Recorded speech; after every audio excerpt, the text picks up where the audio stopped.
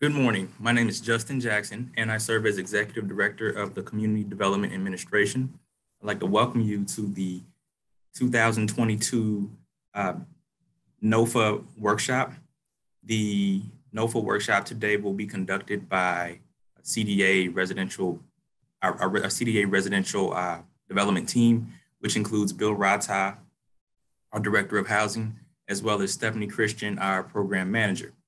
So a few of the things that we'd like to do today is introduce our CDA NOFA to the public in a detailed format and obtain any feedback or any questions that we have at the end of our workshop today as we go through our timeline and our analysis in detail to answer any questions for the public and provide as much detail as we can for those who are looking to submit an application this year.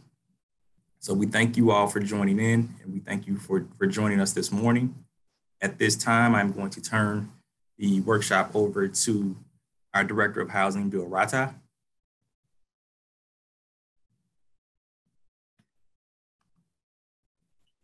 Okay, good morning, everybody. I'm going to share my screen, and then we'll have a PowerPoint presentation. Thank you for joining us today. As Justin indicated, there may be some questions that you all may have. We'll be monitoring them in the chat, so just pose a question there or use the raise a hand feature. It's possible you may ask a question that we don't know the answer to, or we may need to do a little bit of checking before we come up with a definitive answer. So if that's the case, we will publish those questions and answers in our frequently asked questions section. So now I'm going to get the PowerPoint going, and then we will get started here.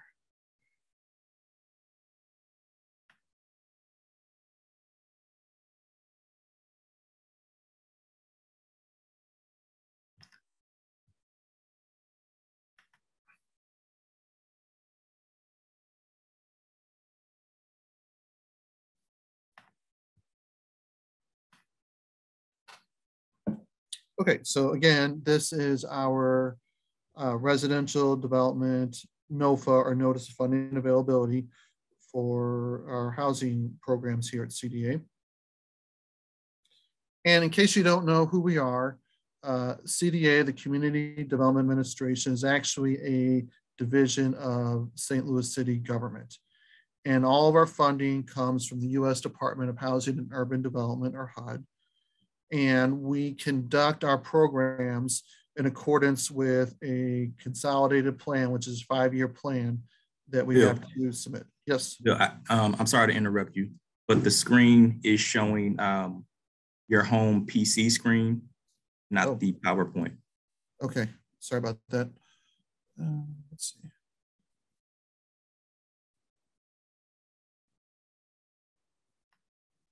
Let's try this again.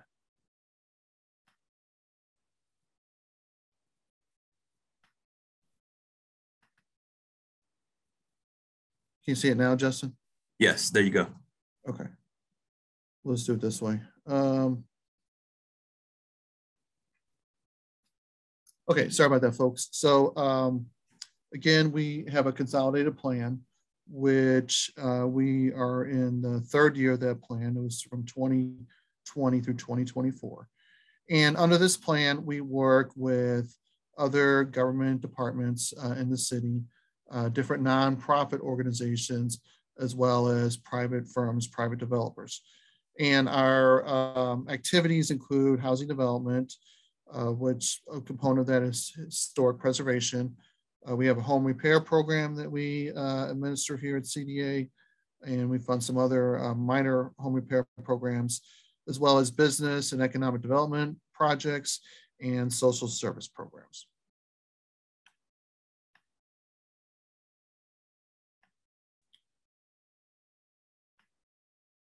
So our sources of funding, they all come from HUD, and we use those to promote our mission. This is actually our mission statement here, where we promote neighborhood growth and stabilization, including production of new and rehabilitated housing. And our focus is on assisting low to moderate income households. We'll talk about that more in a bit. So the sources of funding that we have from CDA, again, all of our funding comes from HUD, and it's two sources: the Community Development Block Grant Program, or CDBG, and the Home Investment Partnerships Program, or HOME. So for housing production, our funds are used for basically three different categories. First of all, to provide a development gap subsidy. So simply put, that is the difference between a project's appraised value and the total development cost that's needed to complete the project. So to make it simple, let's say the total development cost to rehabilitate a house is $200,000, but the property can only sell for $125,000. So your development gap there is $75,000. And that's where our funding comes in and can help you bridge that gap so that the project can be completed. And our funding can also be used to finance a bridge loan. So that's when we may provide funding that would allow a developer to proceed with the project, but it would get paid back to us once a permanent financing source was secured, such as tax credits. So usually you don't get your tax credits to the very end of the project. So let's say you were going to get $50,000 in tax credits. We would give you a bridge loan, and once you got those tax credits at the end of the project, that $50,000 will be paid back to us. But we'll loan you that money up front so that you can get the project moving. And then our funding can also be used for affordability assistance. So basically that is a forgivable loan that can be used to reduce the sales price of the house, essentially. So it's a down payment, or you could call it a mortgage buy down. And depending on the amount of that assistance, it would require that the home buyer maintain that as a residence for either 5 or 15 years. And those loans are prorated and they're forgiven over that period of time. So under this NOFA, we actually intend to award up to $5 million in assistance for this round. And of that, $3 million we anticipate to be block grant, and $2 million would be home funding. So we're doing things a little bit different under this NOFA. We are targeting properties that were previously acquired by CDA. I'll talk more about that in a moment, but we really want to focus on our inventory and reducing that. We purchase these properties with federal funds, so we want to have them redeveloped as soon as possible. We also are emphasizing rehab over new construction. This is important to us. We'll talk about that more in a few minutes here. And we expect all of the units mostly to be affordable. And if you read the NOFA, we stated that up to 90, we expect 90% of all the funding to be awarded to affordable projects, and up to 10% market rate, although we hope we don't have to go that high, but we realize that may be a necessity in some cases. But affordable is defined as housing that is available to the occupants whose household income is at or below 80% of the AMI or the area median income. So again, we have an inventory of properties that CDA has acquired over the years. We are beholden to HUD because we use HUD funding to acquire these properties to get them redeveloped. And we would like to get them developed as soon as possible. Some of them have been in our inventory for a number of years, and we want to get these properties either rehabilitated, or if it's a vacant parcel, a house built on it, so that we could put these properties back into good use. And another reason why we moved to this CDA inventory only under this NOFA is a lot of these properties have never had a redevelopment proposal submitted before. If you've been with us for a long time, our first NOFA was in 2014, and here we are 8 years later, and several of these properties have never received a development proposal. Again, affordable housing is our emphasis. We want to increase the number of affordable housing units in the city. And we will allow for some market rate proposals, but those will score lower than a affordable housing application. So another thing that we're trying or implementing this year rather is what we're going to call a bundling concept. So what this will do is it will consist of a bundle of 2 to 3 properties, and the developer would have to bid on the entire bundle. So for instance, if there are 3 bundles in one, or 3 properties rather in that bundle, you can't say, well, I'll do one of the 3, but I don't want to do the other 2. You have to bid on all 3. By doing it this way, they are bundled to where they are located close together geographically. So we think that will certainly have a greater impact on the neighborhood. We have some that are even on the same block or a contiguous block. And again, once those are redeveloped, it'll be more impactful for the neighborhood. And we do award bonus points for those bundles. Some bundles will score higher than others. And we'll talk about our bundling chart later on. But as you look at those bundles, you can see what they will score. I think also this will, help maybe reduce some of the costs for the developer, because I think, delivery of materials, using a porta potty, things like that, they all, can be stored in one place that's nearby the properties in a bundle. So there's potential to save on cost and time as well. All right, so in addition to the bundles, we have what we're calling standalone projects. So this is a single unit, so maybe there's a building there, or maybe it's a parcel of vacant land, but they weren't conducive for bundling, meaning that we may have had, one property and there wasn't another property located anywhere near that.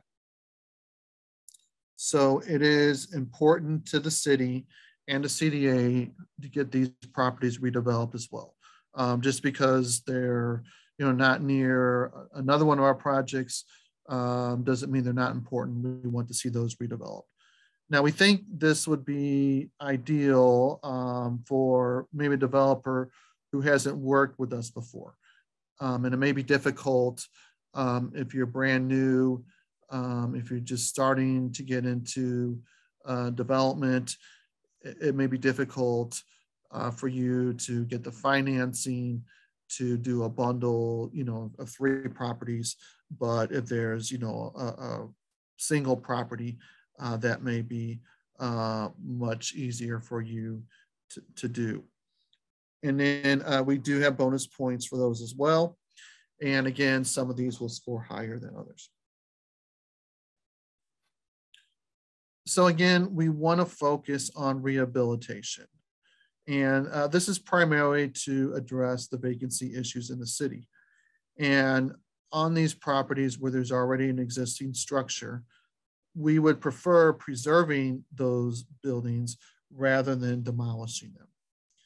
And many of these projects are in historic districts. So There may be tax credits that are available in those areas. And 7 of the 15 bundles are in historic districts, and 22 of the 50 standalone projects are in historic districts. So again, we just want these properties to be redeveloped. Like I said, some of these have been vacant for a long time. We want to be, good neighbors. We're sensitive to the fact that the other folks who live on a block have to look at these properties. So we want to get those back into good use, and before they continue to deteriorate. And another thing I think is important is that most of the properties actually rather in this NOFA are located in North St. Louis and north of Del Mar, and they've not received a previous proposal in any one of our NOFAs. So we're hoping by, doing the CDA properties only, that this will encourage you all to submit proposals for those properties, and we can get them redeveloped.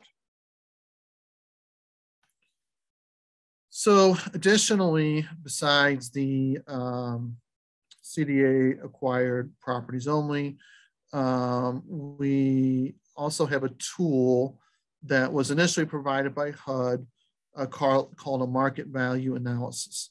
And there is an address lookup tool on there. We'll talk about that in a second. Actually, let me just go to it right now.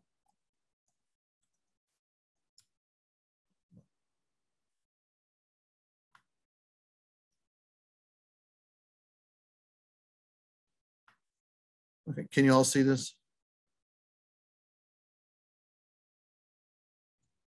No, nothing came up. Nothing came up, okay. Let's try it this way.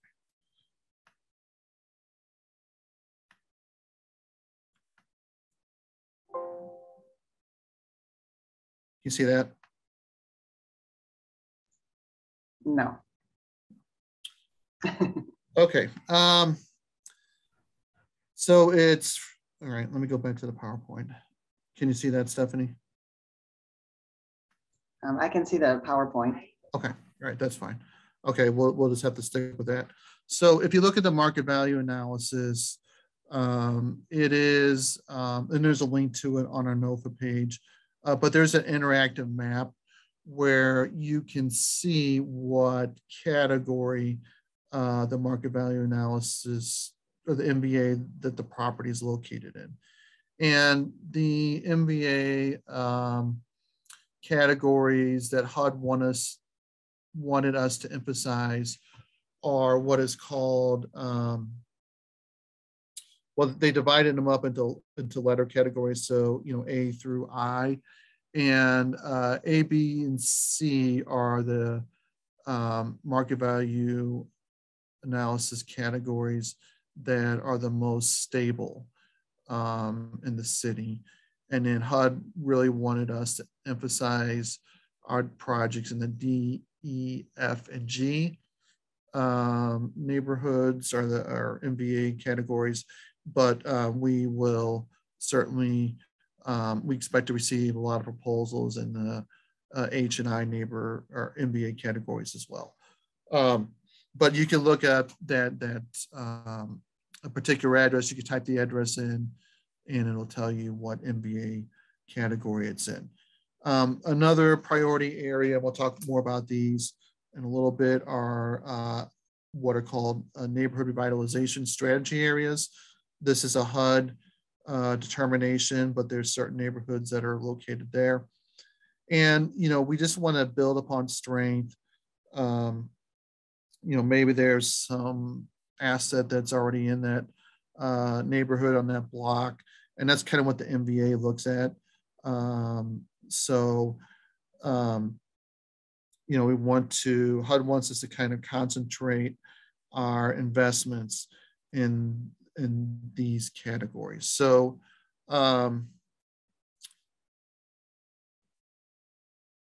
in the scoring criteria that we have, and I'll show you what that looks like, but it's also in the NOFA. It does show what you will score if there's a CDA property in a particular MBA category. So it actually gives you the category, and it'll tell you how many points you'll score. So that'll help you as you're preparing your application to get an idea, how many points are available for a particular property, just for that section of the scoring alone. And certainly, we're not going to, CD is not going to fund a project at 100% of the total development cost. So the total development cost for a project is $275,000, or let's just say it's $300,000. CDA is not going to give you $300,000 for that project. We want to leverage our funds with funds that you as a development team secure, so that we can use this $5 million to impact many more properties. So at most, we would only want to fund no more than 50% of the total development cost. Now, at the lower that ask from us is, as a percentage of the total development cost, the higher you're going to score in that category. So, you'll most likely need a construction loan from a bank, in addition to the funding from us, but there may be some other sources that you have that contribute to the project. And again, I think, the projects that we're going to fund under this NOFA will not exclusively be in any one MBA category. We expect them to be in any MBA category. Okay, so again, this is kind of what the MBA looks like. Sorry, I couldn't link it up to the interactive map, but you can see right up in here in the upper right-hand corner, you can actually type an address and it'll tell you where it's at. It'll plot it on the map, and it'll tell you what MBA category it is. Okay, so the neighborhood revitalization strategy areas, these again are areas of the city that the NRSA's is a HUD designation. And you can see there's 4 actually there, and they're primarily inclusive of entire neighborhoods in the city. So for instance, the North NRSA consists of the Baden, North Point, and Walnut Park West neighborhoods. There's, in addition to that, it's not here on here, but we did propose that NRSA to HUD, but we've not received a determination. But that's in the southeast part of the city, so mainly like Gravois Park, Dutchtown, Marine. Those neighborhoods are part of that southeast NRSA. And in our application, you will get bonus points if you are doing a project in any of these NRSAs. So any of these 4 here, you are entitled to get 10 bonus points if one of your projects is in one of these neighborhoods. And then on the southeast one, it's 2 bonus points.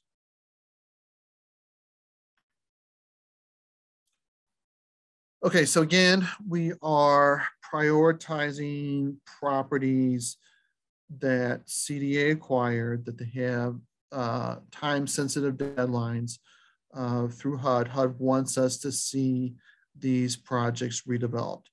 And these are our top priorities.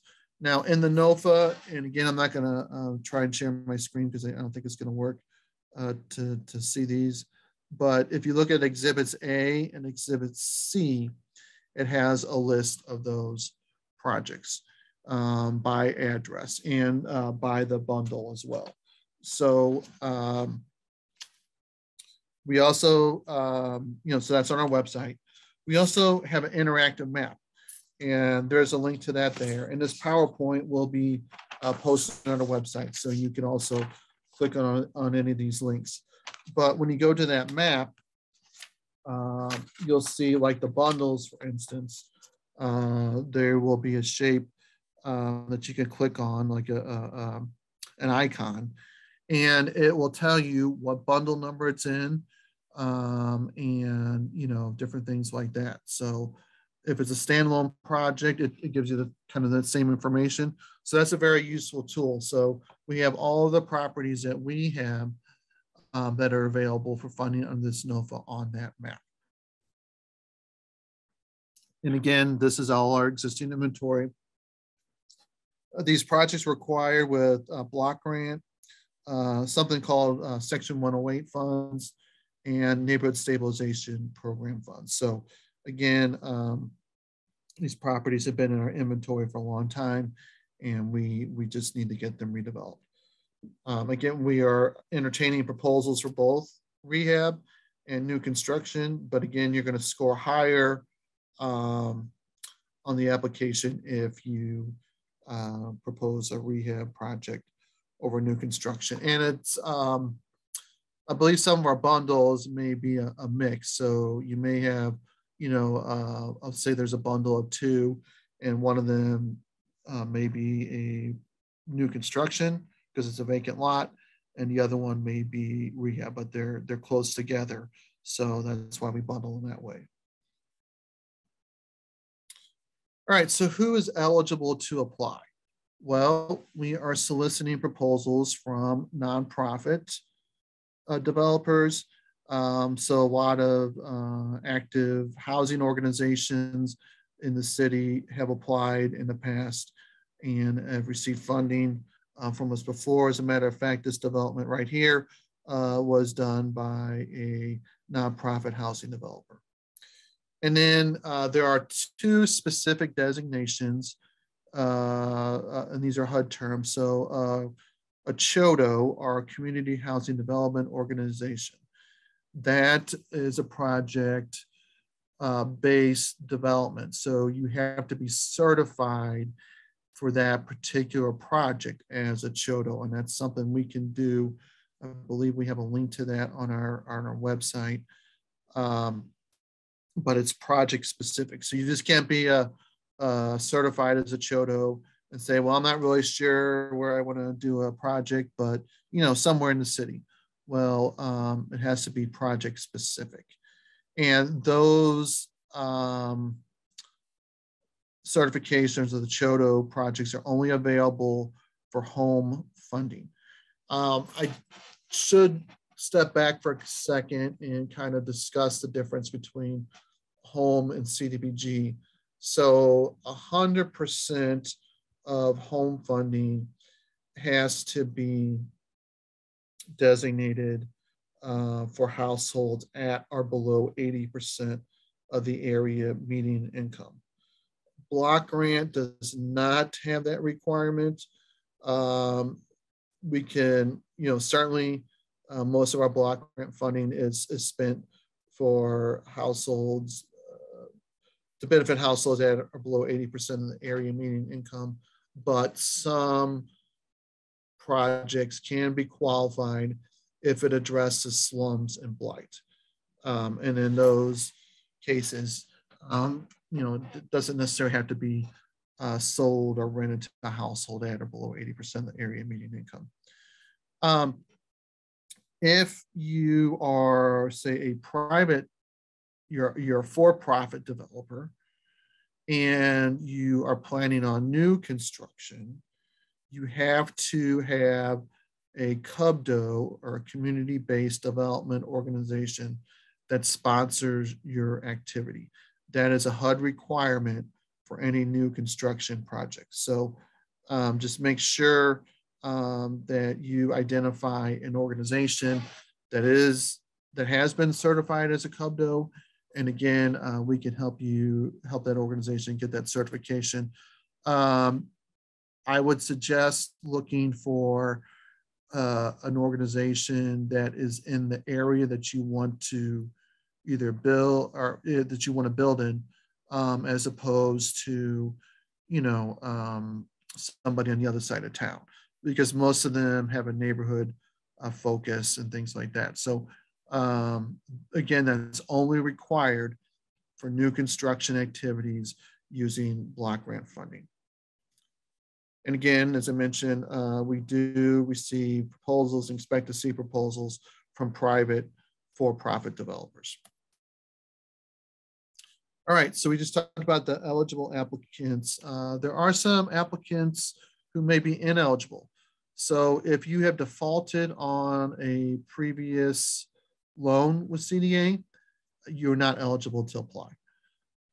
And if any member of your development team, and that includes consultants, if you've been debarred by HUD, then your participation in this process will be deemed to be ineligible.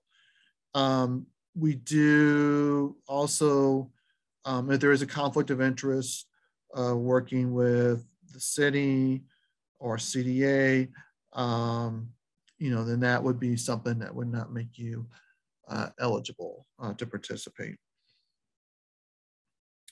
And we do require that you, as a development team, sign a conflict of interest disclosure statement. Okay, so what types of projects are eligible? For sale housing development, property that's going to be either constructed or rehabilitated and then sold to somebody who meets the income guidelines. Rental property developments, mixed use developments, those will be allowed, but you do have to take on you have to include CDA properties in that development. So it just can't be, oh yeah, we just want to, we found this vacant parcel of land, it's privately owned, we want to build an apartment building here, and we want to apply for CDA funding. Well, because that is not a CDA property, that wouldn't be eligible. And again, we are accepting proposals for rehab or new construction, and we do want to avoid demolition if possible. It's very difficult sometimes to demolish a building that had been acquired with federal funds before. There's something that's called the Section 106 Act, and that requires a review of any activities by the city's Cultural Resources Office. And when it's an acquisition that was done with federal funds, it's very difficult to demolish that. Although it can be done, it's not preferred and it needs to be avoided if at all possible. In some cases, it may not be allowed, period. So. All right, so we want you as a development team to make sure that you can put together a good proposal. So if it's a current structure, don't just walk around the building and try and imagine what it looks like on the inside. You want to gain access to the property. And even though these are owned by CDA, the city's Land Reutilization Authority, LRA, actually holds these properties for us. So they either have them boarded up or they may have a lock box with a code on it. So you want to make sure that you coordinate with them to get into these properties. So they may have to come out and unscrew the boards so you can get in. And they do require at least 48 hours notice before, if you want to go out there on, Thursday, don't ask on Wednesday. You probably want to do it Tuesday, or I would suggest even Monday. They will require that you sign a waiver, and we just advise you to be careful because of the conditions of some of these properties. There may be trip hazards or other things like that, so you just want to be careful. I would take, every member of your team that's going in there have a flashlight, so you can really see what it looks like, because there's not going to be a lot of light in some of these properties if all the windows are boarded up. So make sure that you're very careful. And they don't allow viewings after 5. So, they want to do it within normal business hours.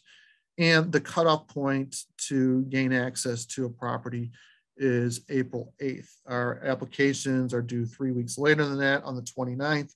So, you want to make sure that you get in there and look at it and assess it with enough time so you can put together a good proposal. Something else to mention is that the staff at LRA cannot answer any of your questions regarding the NOFA process, how it works, what the regulations are, the guidelines. That's not their job. That's not, for them. We don't expect them to know that. So they cannot answer any questions about the process. And we'll talk about how questions should be posed to us in a little bit later. All right, so if you look at the NOFA itself, there is a checklist of items that are required for you to submit with your proposal. There's an applicant organization profile, and basically that's, tell us who you are. Who are the members of your development team? Who's your general contractor? Who's your architect? If you know your subs, who are your subs? So you want to make sure that you fill it out. And we have a link to the application itself on our webpage, on our NOFA webpage. So you want to download that. It is an Excel file. And I will mention this, do not change the Excel file. So we have it kind of protected so that only certain cells information can be entered into, but we can tell if you changed it. And if you change it, it's automatically going to disqualify your application. So please, if you don't hear anything else, do not change that file. Don't try and save it as something else and redo it, because if you change the formulas, it throws everything off. That's happened in the past. So we just want to make sure that no one does that. One of the other things that's going to ask you is to give a summary of your project. Okay, so we are intending to rehabilitate all 3 properties in bundle 12, or we're going to build a new home on the standalone project at such and such an address. Just describe what you're doing for us. So the application spreadsheet, I mentioned that. And again, it's this specific version, the one that's for spring of 2022. If you've worked with us before, and maybe you've submitted an application in the past, you cannot use that spreadsheet form. Once you use the most recent one, because we do tweak it every year, especially as there's certain limits and things like that, and guideline numbers that HUD publishes that changes. So make sure that the application and all the sections are completed, and it really helps us if you look at the order that the documents were listed, and if you provide them to us in that format. If applicant, and that's on page 6 of the NOFA itself, that gives you how the application is to be arranged, the contents of those materials. So if it's all jumbled together out of order, It's going to make it more difficult for us to kind of go through it and make sure everything is there. So please follow the order. Now, we do want a digital copy of the application, but that you just can't give us that and say you're done. We also need a copy with original signatures because there are some documents that need to be signed. So those would be wet signatures. And we want you to bind them with a binder clip. And then we also need 3 other copies so our raters can have those as well. And those will be bound with the binder clip. So again, we need an electronic version. I would suggest sending it via Excel, at least a spreadsheet, as opposed to a PDF. And the other documents can be scanned as a PDF.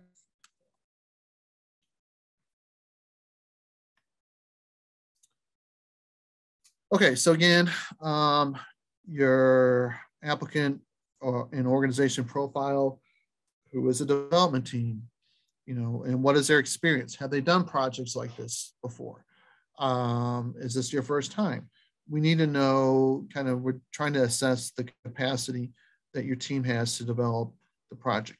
We'd like to see an org chart, your articles of incorporation, a business license. So if you are working in the city of St. Louis and you're going to be doing this type of work, you are required to have a business license. Also, we are going to check to make sure that you have paid your taxes. And if you're a nonprofit, you may be tax exempt, but we have to make sure that you are on the earnings tax rolls for them to make that determination. So just make sure you have your business in order.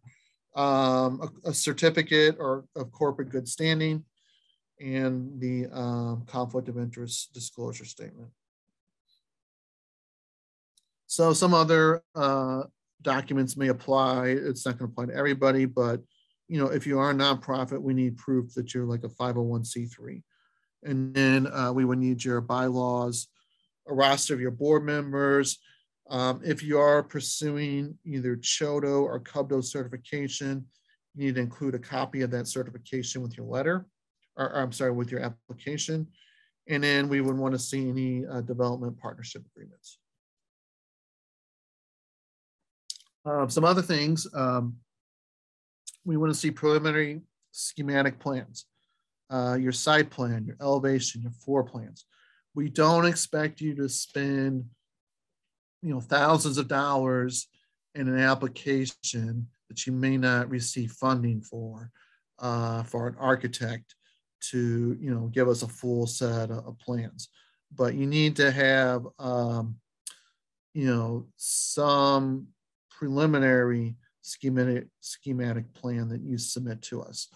Don't draw it on a napkin and include that. We actually had something not quite that bad, but it was similar to that in the past. But again, make sure you have those. We need some sort of market analysis, a comparative market analysis, or an independent appraisal. What is the value of this property going to be once it is either rehab or it's new construction? And so we kind of need an idea what an independent appraiser or someone doing a CMA would value the property at. And then again, we need proof that you have other funding for this project. So there may be a letter from a construction lender saying they intend to loan you up to X amount of dollars at such and such interest rate, and these are the terms. So you have to provide, proof of that in your application.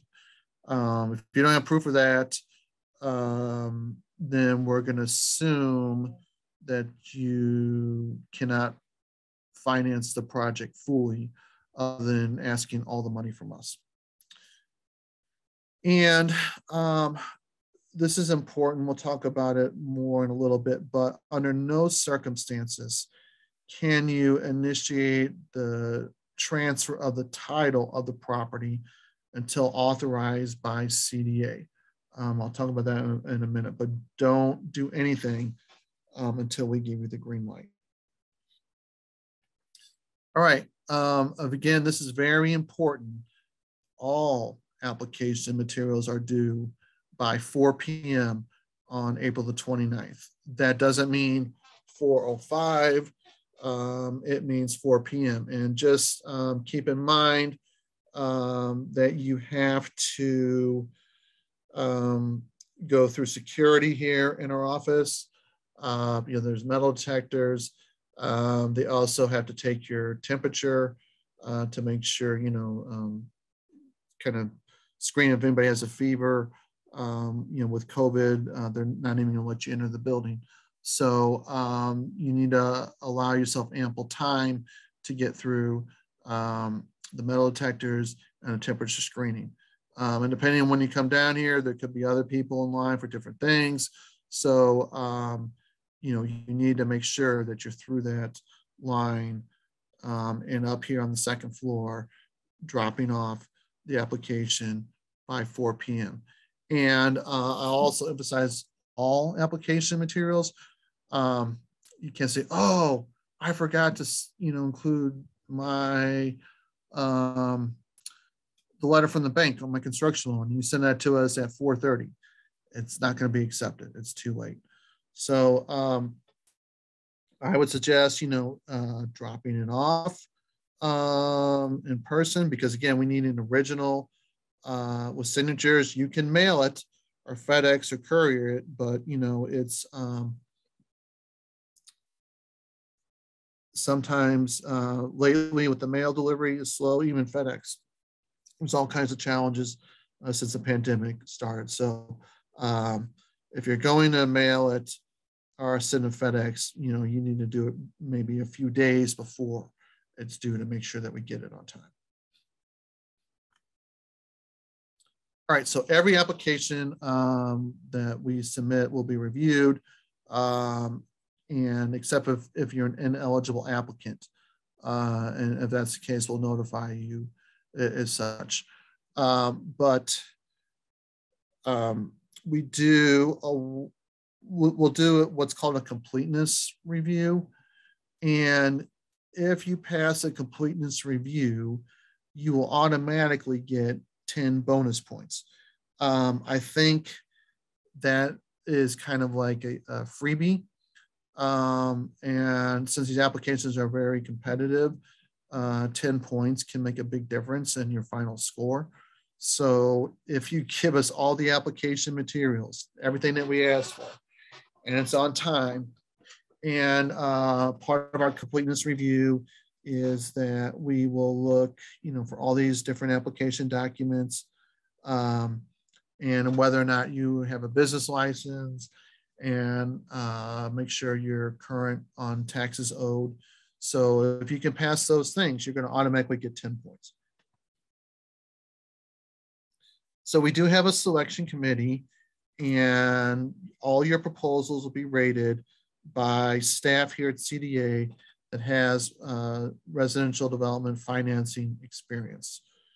And what we do is we take the scores, the collective scores, and we average them out. And that's how we determine what your final score is.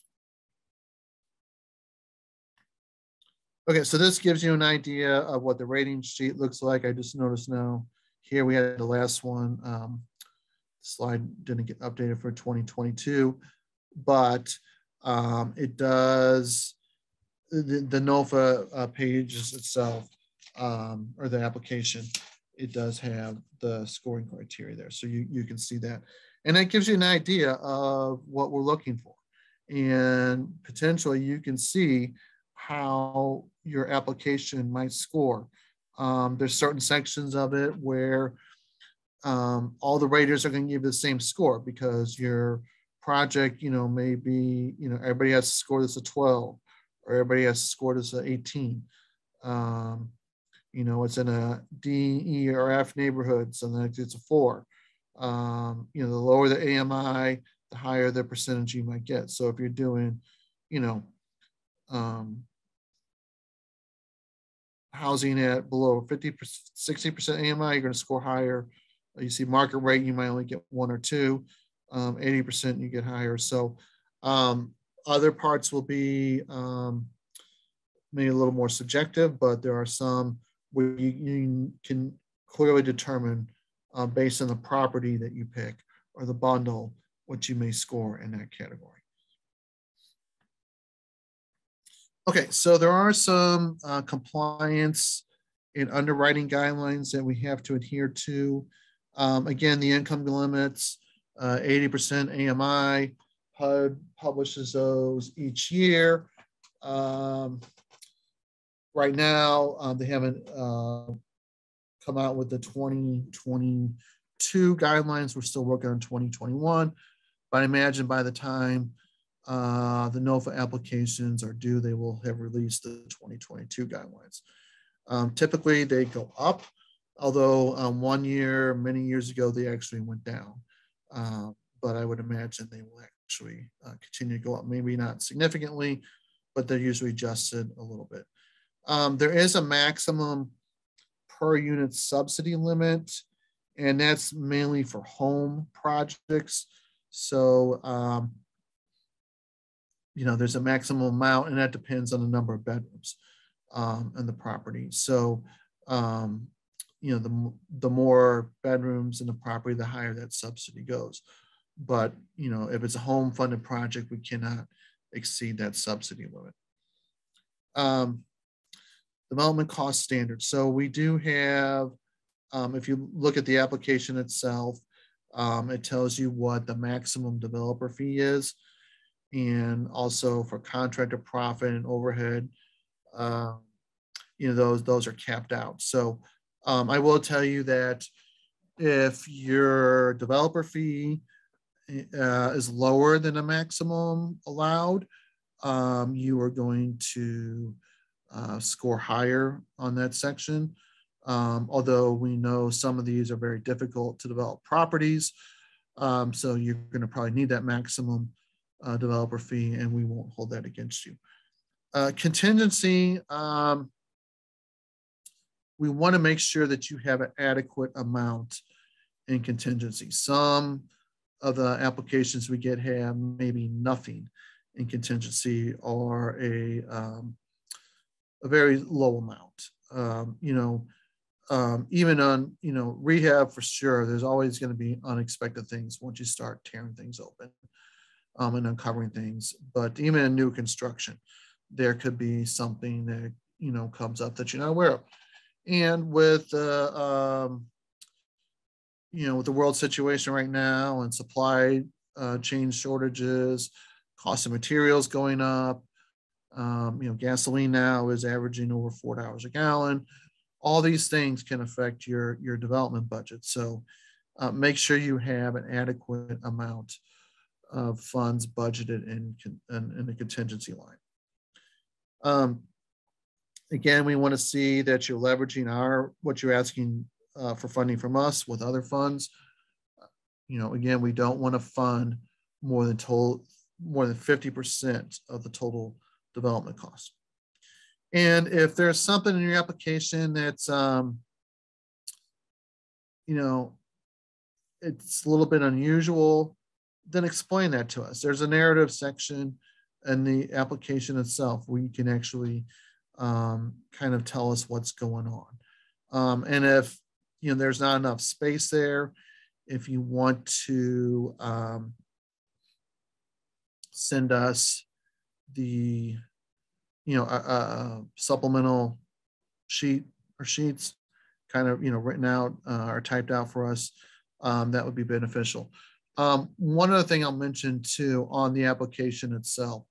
So the application is in Excel, and when you email it to us, or even when you print it out, it may not print the whole cell. So you have a very long narrative section in there. It's going to be cut off at some point. If you send it as a PDF, we're not going to be able to read everything in that cell. So make sure you send us the Excel version so we can actually see everything that you typed in that cell. Okay, so again, some things to consider, and we'll be looking at these as writing the proposals.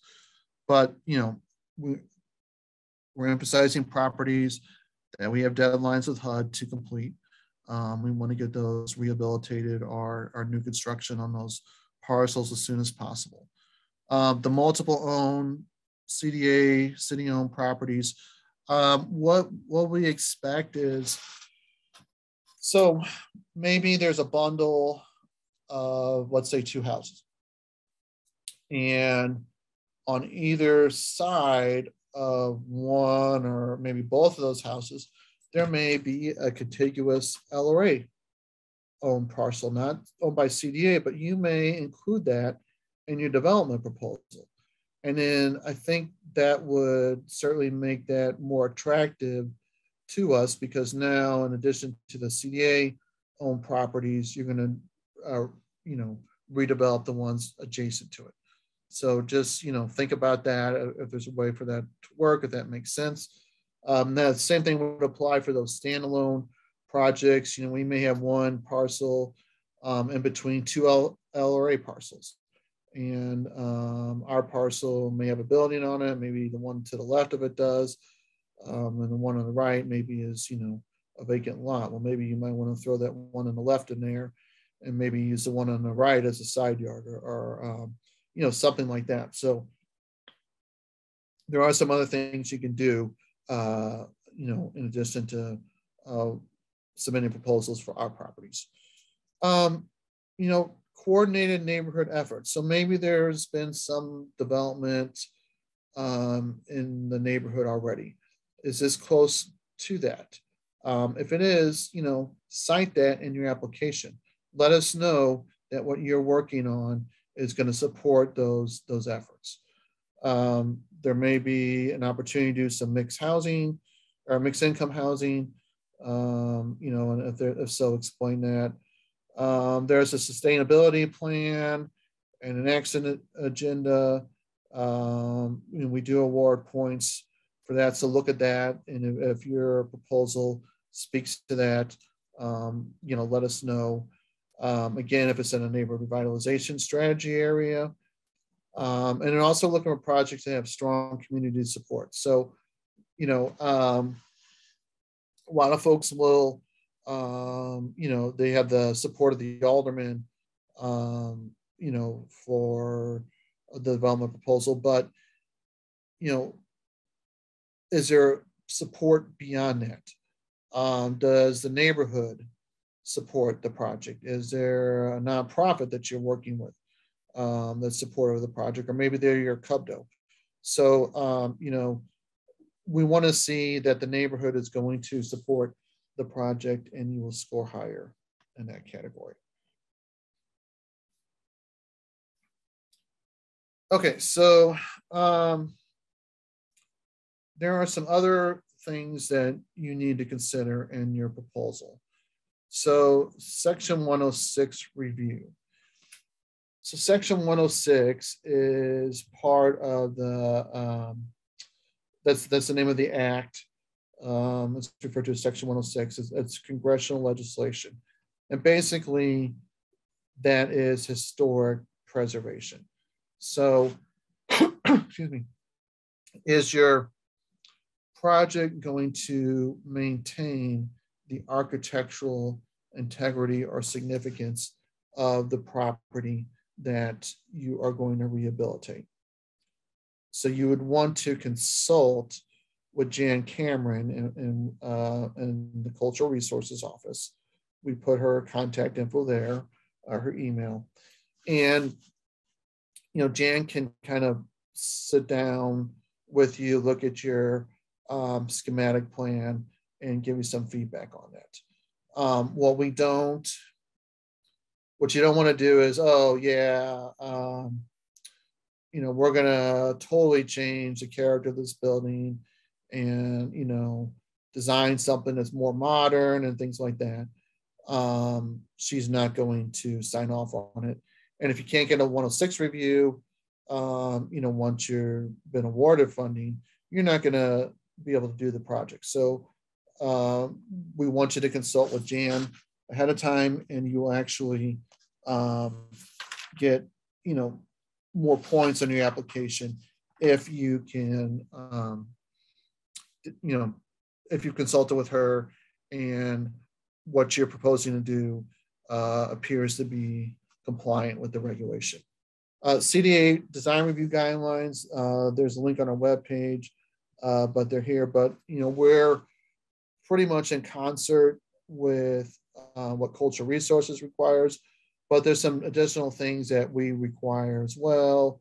We'll talk about those in a second, but consult those guidelines to make sure that what you're planning on doing is compliant. And then environmental review.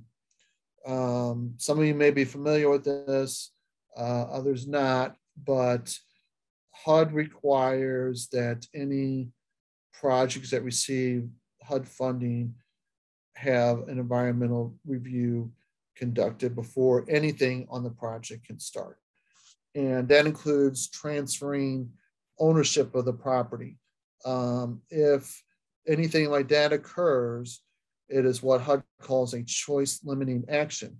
So if you somehow, and you shouldn't be able to do this because we would flag it, but acquired a CDA property, say without our knowledge somehow, and you want to note funding from the NOFA, that would be a choice limiting action because we had not conducted the environmental review.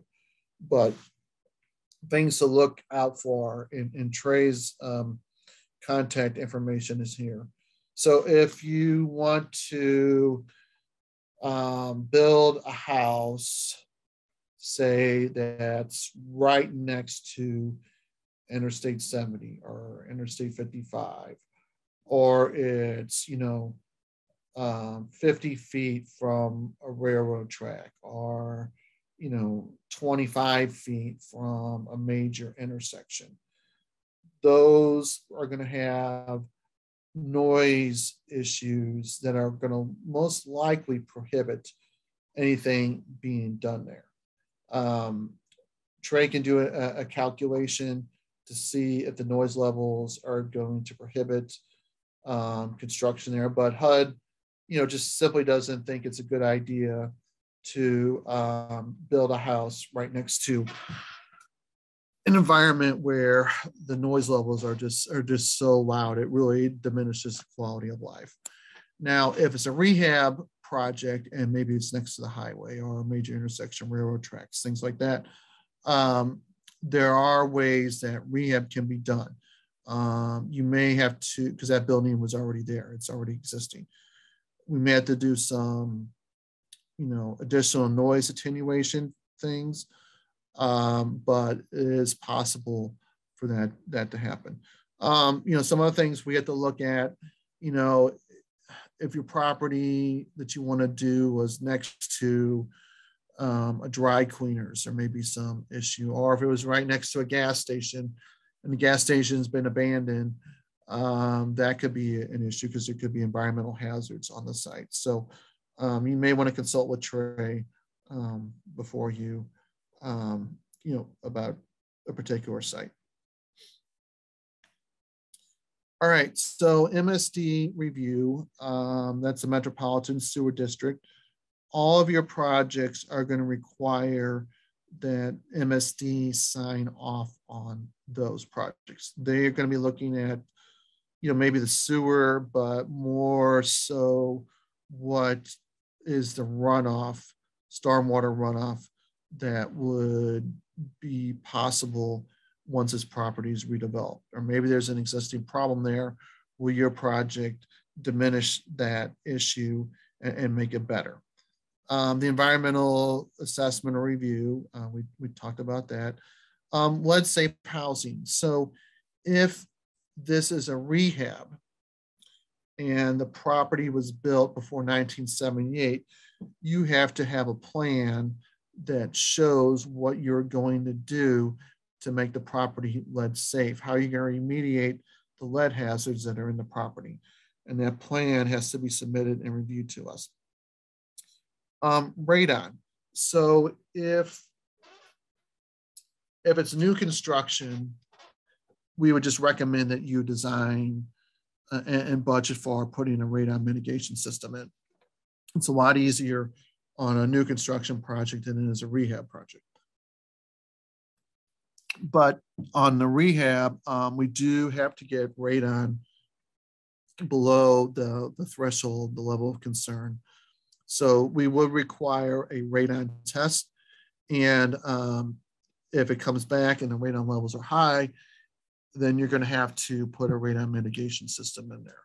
So it may be wise for you to consider just doing that preemptively as you're developing your plans. Energy Star certification. So, we want to make sure that the property, once it's redeveloped, is going to save the occupants on their utility bills. After all, this is affordable housing, and with utility bills seemingly increasing every month, that's something that's very important to help maintain affordable housing. The more energy efficient the property is, the less amount of money that the occupants are going to have to spend, paying their electric and their gas bills. So we want to see that certification. If you can do things above and beyond that certification, then we want you to tell us about that.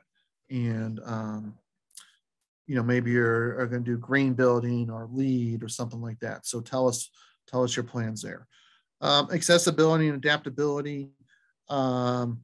If there are, say 5 or more units, and let's say you were going to do a rental housing development, one of those, if there's 5 units, say one of those has to be accessible. And we want you, if it's a rehab, we don't want you to repair the roof. We want a new roof on the property. Like we said earlier, a lot of these properties have been sitting in the inventory for a long time. If they don't have roof damage currently, those roofs are starting to age. So we really don't want to put a new buyer in there or a tenant and then have, a few months after they move in, the roof starts leaking.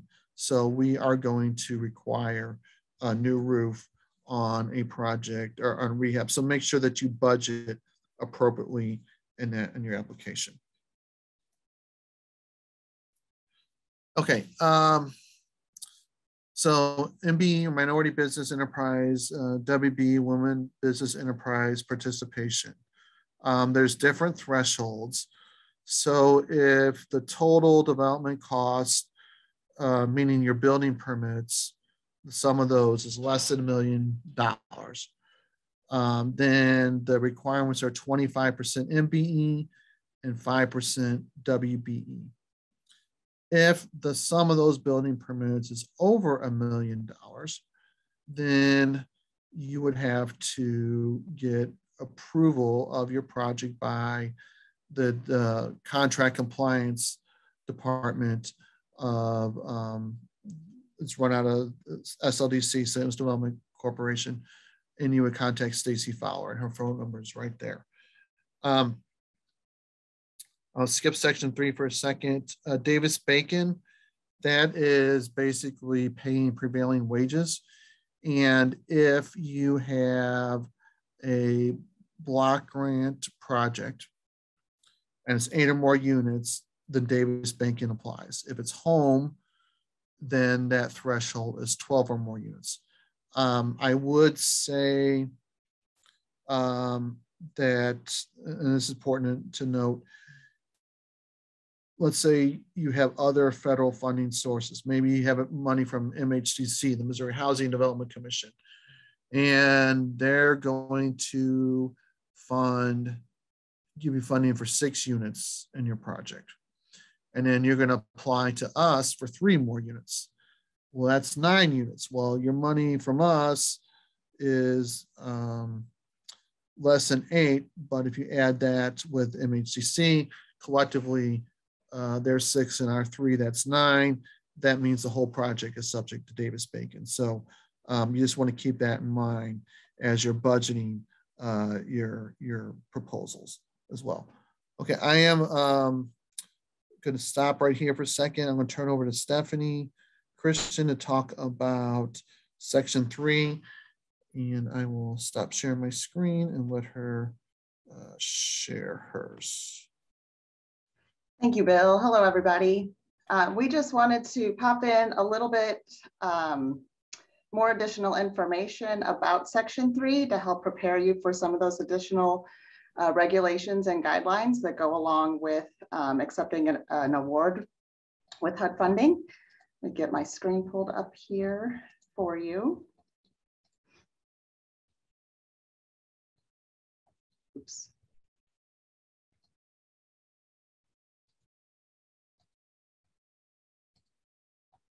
Maybe. I can see it, Stephanie. You can see it? Okay, great. Now I see why you were having trouble. Okay, so section 3 is a HUD regulation that was established under the Housing and Urban Development Act of 1968. Basically, the benchmarks for section 3 include that 25% of the total number of paid labor hours on the project are to be performed by section 3 workers, who are essentially low to moderate income workers. And 5% of the total number of paid labor hours are to be performed by targeted section 3 workers, which are low to moderate income workers who meet an additional criteria. We will post a full slide presentation on section 3 on the CDA NOFA website after the workshop today, but we just wanted to provide you a brief overview for now. All projects awarded from the 2022 NOFA will be under the HUD section 3 new rule, which went into effect on November 1st. So if you have worked with section 3 on prior projects, you may want to be sure to check out the full slide presentation to be familiar with the changes. The requirements include projects that are awarded $200,000 or more in CDA funding for housing rehabilitation or construction projects. These are then referred to as section 3 projects.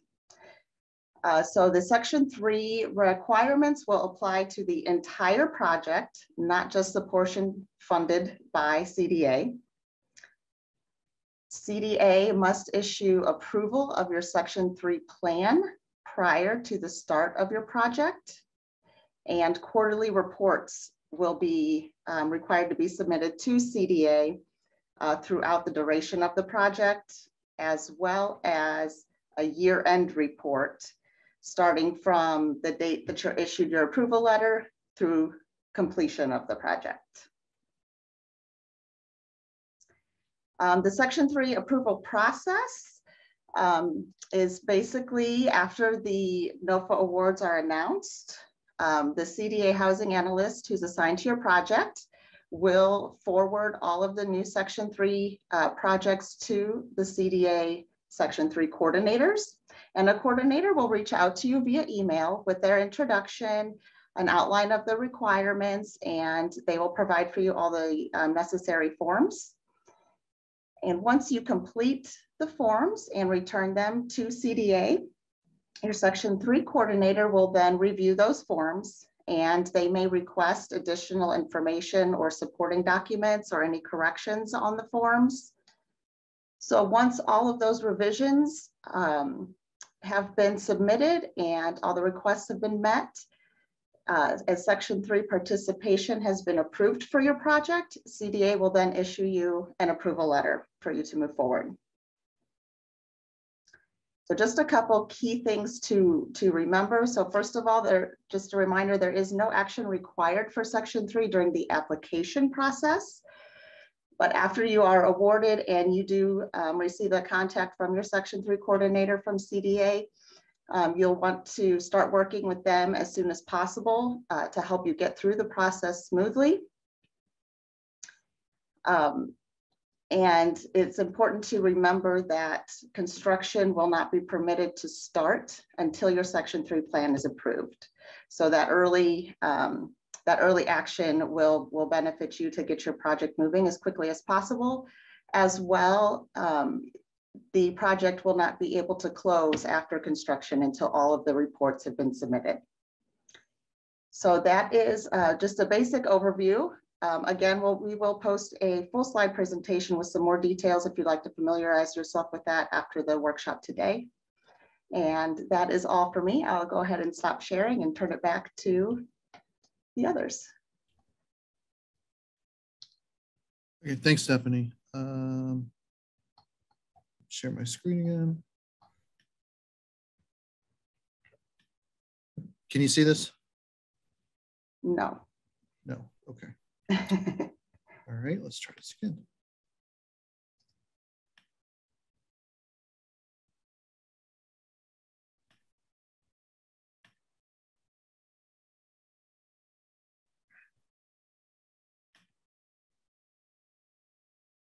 How about now? Yes. Okay.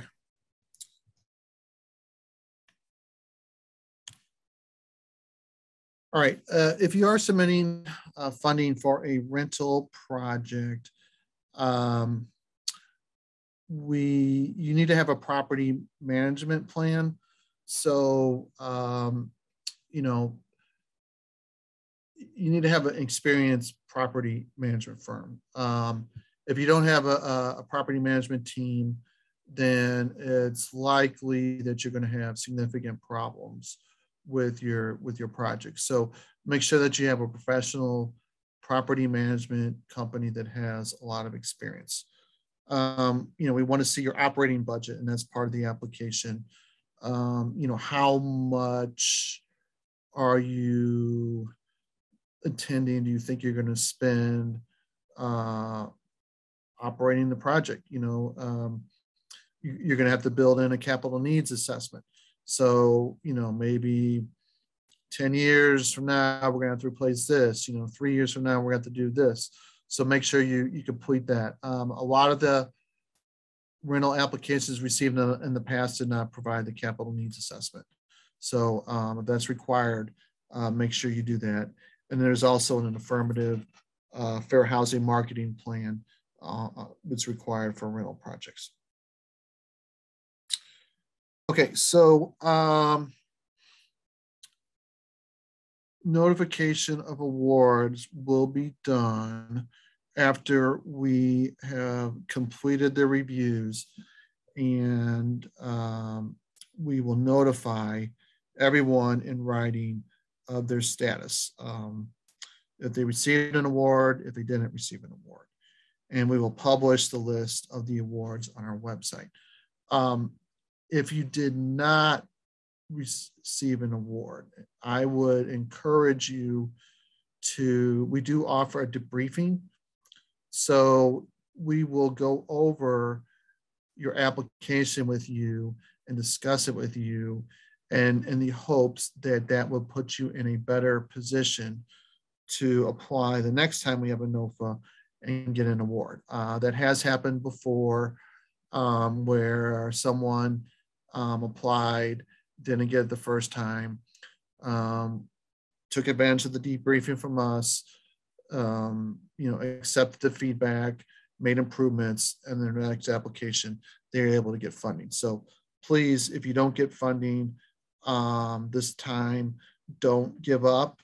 Ask for that debriefing and take advantage of it, because we really, you know, want to work with as many developers as we can And, we, especially folks who haven't worked with us before, we want to help them and get them in a position to work with us. All right, so some very important dates, just kind of recap. We did release the NOFA, I guess this Friday will be 2 weeks ago, on the 25th of February. Obviously, the workshop is going on as we speak.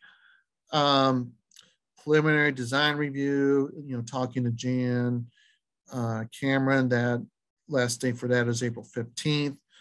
The last date for the LRA inspection periods last day you can inspect an LRA property is April 8th. Again, LRA meaning, CDA owned. And then the NOFA application deadline is 4 p.m. on the 29th. And then our awards will be announced at a date after that. I would expect, it's at a minimum, it'll probably be at least a month after the application dates and possibly a little bit longer.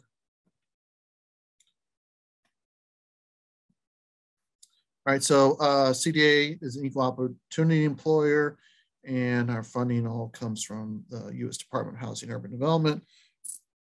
And the act that governed us is the Housing and Community Development Act of 1974. So contact information. All right, so this is important. We ask that any questions that you may have, later today, tomorrow, next week, that they all be submitted to this email address, cdanofa at stlouis-mo.gov. And what we want to do is provide the same information to everybody. So, if you call us and say, hey, I want to, do such and such over here, and what do you think about that? Can you give me any tips? Unfortunately, we can't. We have to be fair to everybody, and we want everybody to have the same amount of information. So if you ask us a specific question, we, through that website, we will provide the question and the answer, and post it on our frequently asked questions section. That way everybody has access to that information. So we're in what we kind of call a quiet period where we can't answer specific questions. So submit them to this email address, and then we'll submit them here online. Okay, I am going to try and that's basically the presentation, but I'm going to try and see if I can share some of these other things on my screen. So bear with me because I want to pull up the application. Bill, quick question while you're working on that. What is the deadline to submit questions? I don't think we really have one. So I would think probably the latest you would want to do that would be the week before the applications are due. So I'd say April 15th, probably. Okay. Thank you. Okay. Can you see my screen, Stephanie? Yes. Okay. So this is the application itself. And you'll notice, it looks like we didn't update these numbers here, so we'll have to take care of that. But this section, you're really not going to fill anything out here. This is compliance info. So this kind of helps us tell if you are in compliance. And you can check this too, because as you fill in cells in these other worksheets, these numbers will populate. So again, if you remember, I talked about the contingency. I've seen like 1% contingency or 2% contingency. So, we want to see it in this range. And I would say, given the current climate, you probably want to get it, close to these maximum. Here, these are the developer fees, percentages. 12% new construction, 15% on rehab. Those are the maximums. Contractor fees, you know, profit, overhead, general conditions. Those are all listed there. Okay, but the application itself. So again, before I go there, you can just kind of see if you you kind of are within the range. All right, so our application itself. All right, so you know, it's kind of a lot of this is kind of straightforward: project name, address, how many units you're doing. You'll see there's in red here. You must put a number in this section. So let's say you're going to do 3 there, and that goes away. Okay, so you just want to look at that, and that'll kind of help you. Construction type. Some of these have drop-down menus. So rehab, housing type, single family detached. You know, so just use those drop-downs. And then here's a description. So this is kind of what I was talking about earlier. If you type in, you know, a whole bunch of stuff here, but you get down here and it gets cut off and you send us a PDF version, we can't read the rest of what you said. So, but if you send us an Excel, we can kind of scroll down in this box and see everything that you sent to us, or everything that you wrote in that cell. So make sure you fill that out completely. Okay, and there's other, you know, do you plan to seek tax abatement? Now, tax abatement is not something we require, but that's up to you, the developer, whether or not you seek it. So there's a lot of drop downs here. And then you'll see here that, you know, what you put in cell E51 on the sources and uses, that's going to populate that number there. So you can't fill out all these cells. A lot of these are going to populate based on what you fill in other cells. Okay, so here's your developer name, you know, contact entity, general partner. Are you seeking, you know, were you designated as a CHODO or a CUBDO? So, you know, what projects have you done in the past? Give us some information there. You know, developers involved in resident development and some other capacity, let us know what that is. So there's a lot of things here. Make sure you just fill out everything. You know, here, how many buildings, what are the ages of those buildings, you know, how many stories. So there's just different information about the property itself. You know, Energy Star, heating and cooling, what's your hot water going to be? You know, so there's drop downs there. So just, you know, a lot of it, it looks a little overwhelming at first, but it may not be that difficult once you have all your numbers. Site information, you know, give us information about the site, you know, just different things there. So development budget itself, you know, this is important that this is filled out completely. So, you know, give us the address, the zip code, the unit, square footage, the type, and there's, you know, drop down here. You could put in there how many bedrooms, bathrooms, your estimated sales price. And you'll note up here that there's a line or a column rather for each address. So, you know, if you got 3 addresses, you want to put the exact address for each of these here. And you want to make sure, like I said, you fill this out completely. You know, asbestos and lead-based paint testing, that's not going to be anything if it's new construction, but you want to fill out everything on this chart. And then you'll notice here that's, you know, there's figure there, that's going to depend on what you put in these other cells. So there's formulas in there. And that's why we don't want anybody trying to modify this. Okay,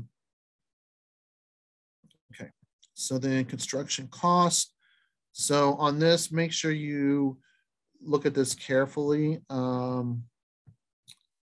Like I said, you know, your address name should carry over from the previous worksheet, but you know, for this address 1, how much you're going to spend on each of these things. You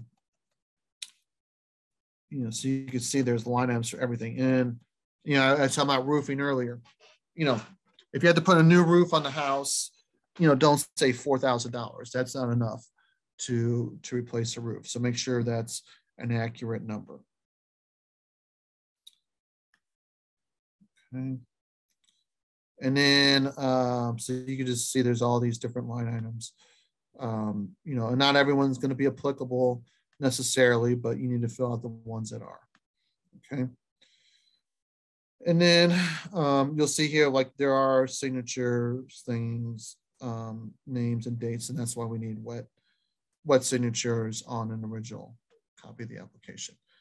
This is your sources and uses page. So again, a lot of these cells are going to, you know, be based on, there's formulas on other cells that you had there.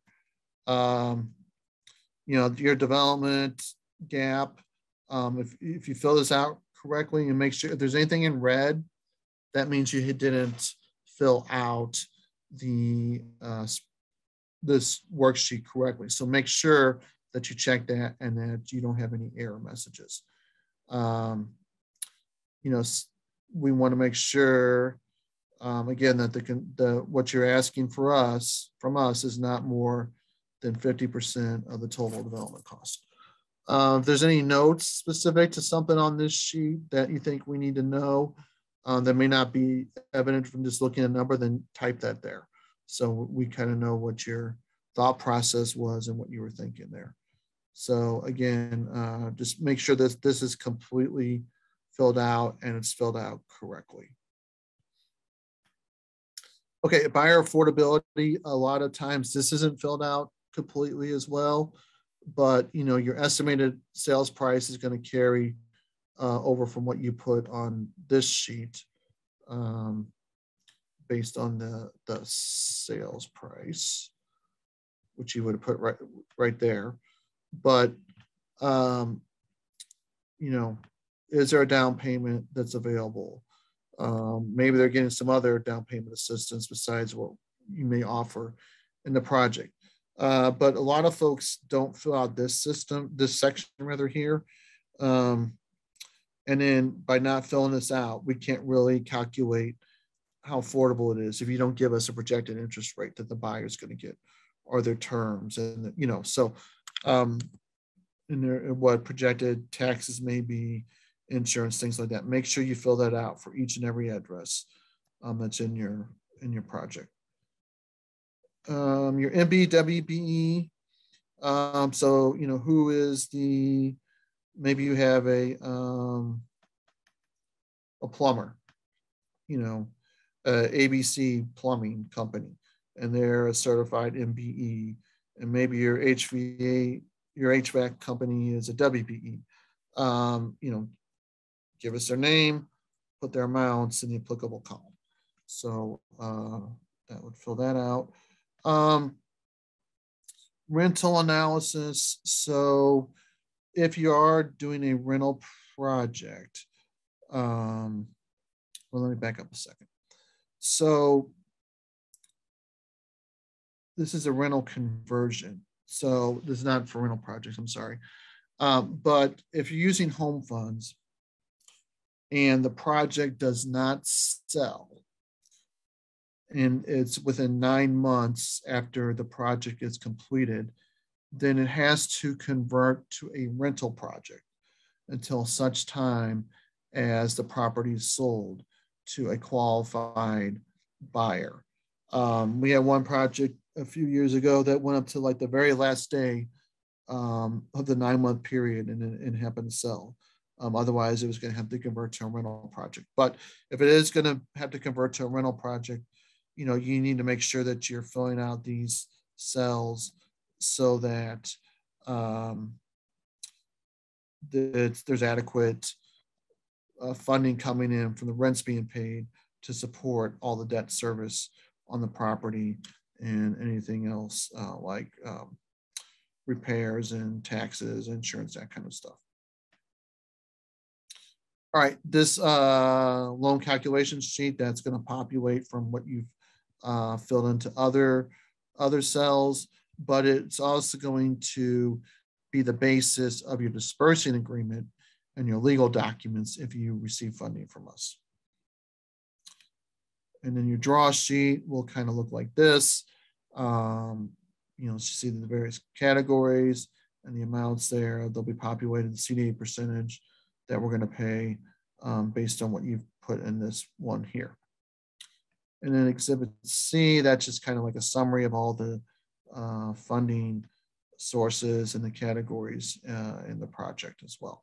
So again, that should all populate based on stuff that you can see. You can't even enter anything in here. So based on what you put in other cells. Okay, so that's the application. I know that was kind of a very quick overview. All right, I want to see if we can go to these other interactive maps. Can you see this map, Stephanie? Yes, I can see the map. Okay, so this is a market value analysis interactive map. So you can type in an address and then hit search, and it'll pull up that. And then if you click on it, it tells you, and this is one of our properties, by the way, it's in a G category. So that's one of the MBA categories that HUD wants us to emphasize. So D, E, F, and G. So that there's an interactive map there. All right, this, and let me know if you can't see this, but this is our interactive NOFA map. So you can see here, you can kind of look at these different sites, and there's a legend over here. It takes a little while for it to kind of populate. So, you know, I'm gonna click on this right there, and this is bundle number 1. So 880 Elias. This happens to be an H MBA category, but it just tells you, you know, what these properties are. This one here is going to just be a standalone, and it'll tell you this is a vacant lot, so it says new construction. So, you know, this just kind of gives you an idea of how this map works. This one here is bundle number 4, 6167 Sherry. If you zoom to, it kind of gives you a broader overview, you know, of the streets. You know, you can see it's Sherry, here's Mimica, it's off of Goodfellow, you know, by Laylight. So that interactive map is a useful tool. Okay, this is on the NOFA page there. Let's see here. All right, this is the list, one of the lists of the properties. These aren't the bundles here. These are the standalone properties. But you can see, like, you know, how much we're offering in bundle points. So these ones on Colt Brilliant in the Ville, we're offering 30 bonus points, you know, on those. So some, you know, have more bonus points than others. So, and there may be some notes that are helpful there. Okay, and I think the only other thing I wanted to show, here's the bundles. So you can see we have them bundled by number. 880 Elias and 883 Canaan are in bundle number 1. 15 bonus points available. Elias is the actual building and structure there, and Canaan is a lot. So that's kind of a combination of new construction and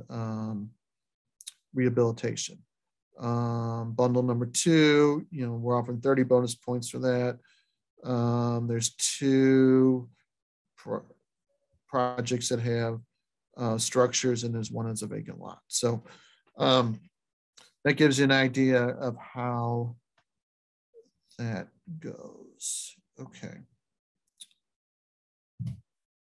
I think that's kind of all I wanted to show.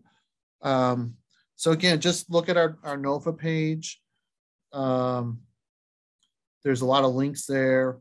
You know, let me just go to the NOFA page.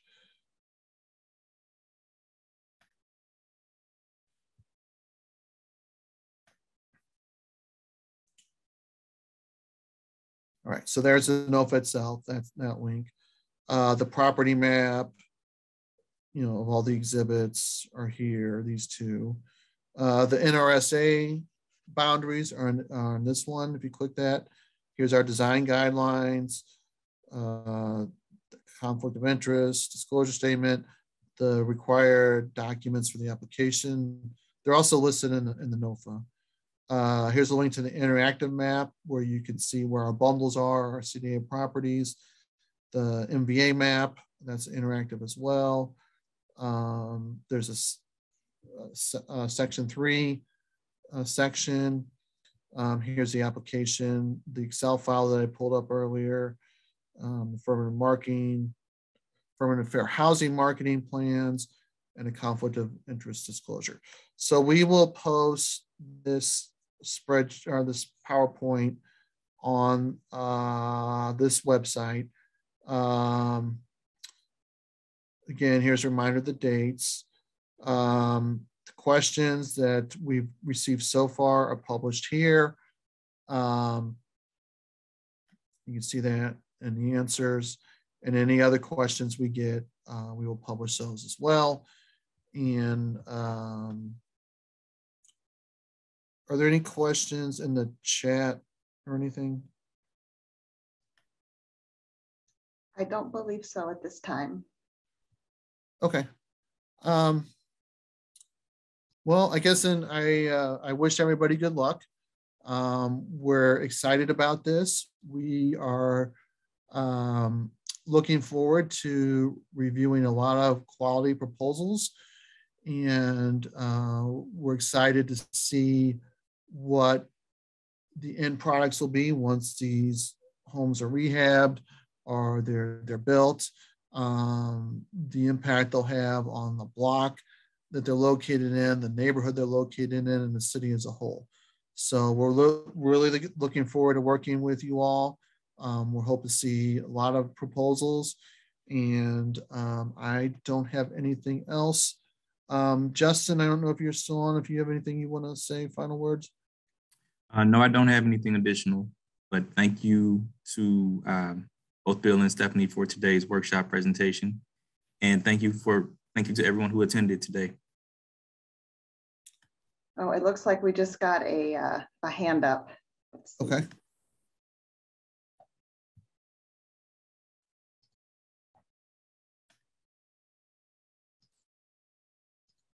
I'll stop sharing my screen for.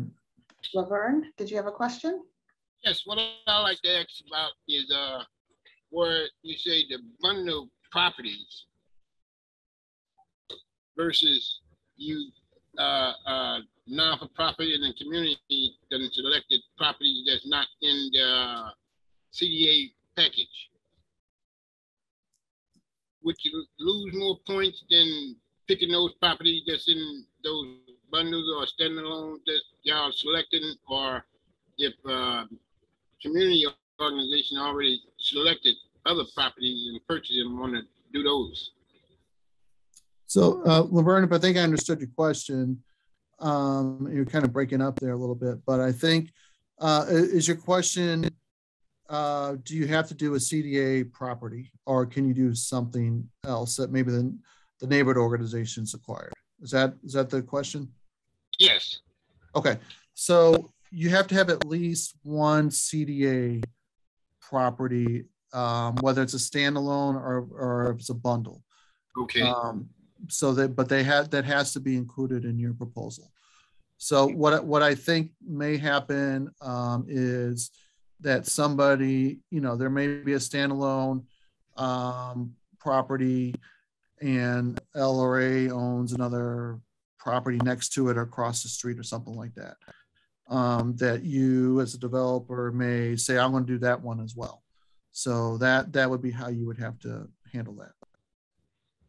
Okay. What about if the community have put options on LOA properties and plan to put them in the development, but those properties not selected by NOFA or any that's part of the plan that y'all put out for properties that y'all want to develop in those communities?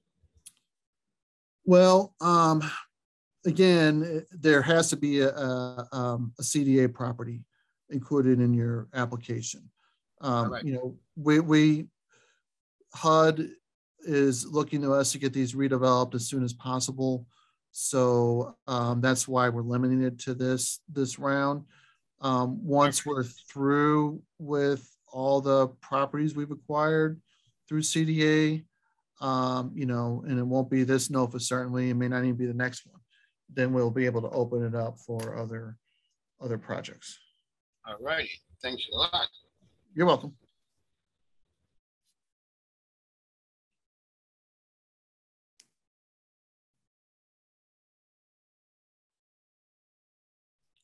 All right, any other questions? And Carolyn, did you have a question? Yes. Can you move forward with a renovation project if you are not funded by CDA? I'm not sure if I understand your question, Carolyn. Okay. If you select a bundle and you want to rehab, if you are not awarded any CDA funds, can you still move forward with private fundings with those CDAs properties? For now, I would say no. And the reason for that is we may have other developers that submit, proposals for those sites. However, once NOFA is concluded, and if there wasn't an award made on that bundle or that property, then that's something we could discuss with you.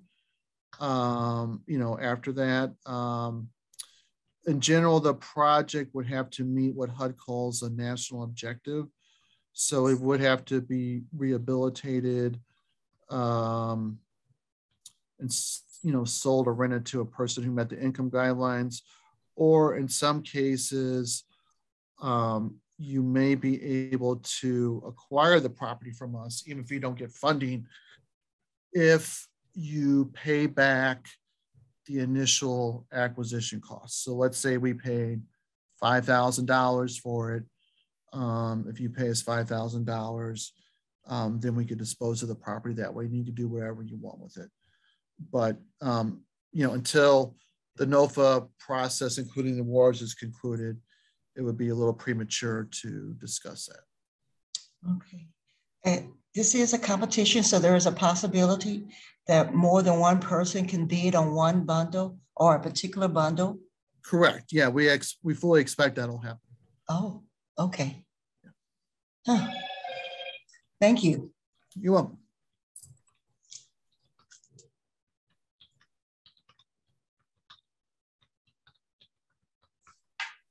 Okay, looks like there's a question from S.A. Sims. Can you guys hear me okay? Yes. Oh, you're muted.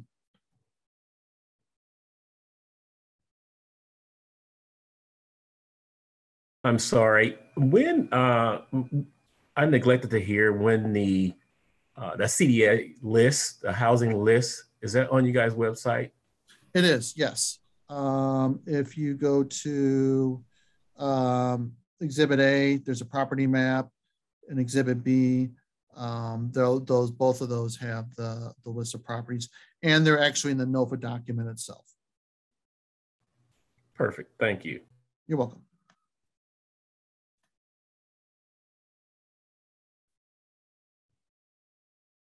Any other questions?